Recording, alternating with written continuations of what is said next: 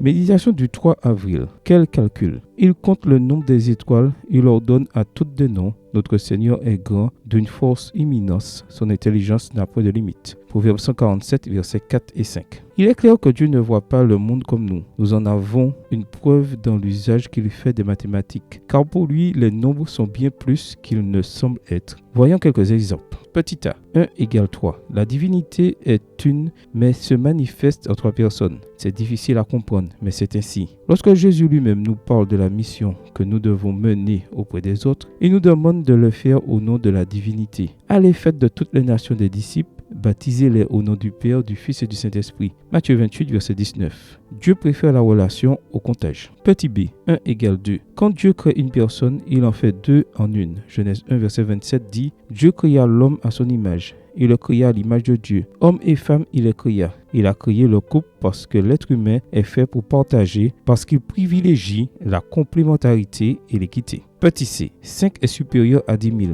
Paul le dit dans 1 Corinthiens 14, verset 19. Mais dans l'Église, je préfère dire 5 paroles avec mon intelligence afin d'instruire les autres, plutôt que 10 000 paroles en langue. En dehors des expressions pentecôtistes, il y a ceux qui parlent beaucoup, mais qu'on ne comprend pas. Nous savons déjà que de la mesure et quelques mots de bon sens valent bien plus que des gigaoctets inintelligibles, car Dieu aime ce qui est authentique. Petit d, 5 égale 5000 plus 12x. Peu de performances culinaires ressemblent à ce moment de l'histoire. Jean 6, verset 13 dit « Ils les ramassèrent donc, ils les remplirent 12 paniers avec les morceaux des 5 pains d'orge qui restaient à ceux qui avaient mangé. » Mais les miracles sont comme ça, ils dépassent toute logique, même les mathématiques. Ludwig Wittgenstein disait à propos des mathématiques « Si un problème peut être énoncé, il peut aussi être résolu. Et Dieu est spectaculaire pour résoudre des problèmes. » Comme je le disais auparavant, il est clair que Dieu ne voit pas le monde comme nous le voyons. Nous avons des limites, lui non. Nous sommes incapables de compter les étoiles.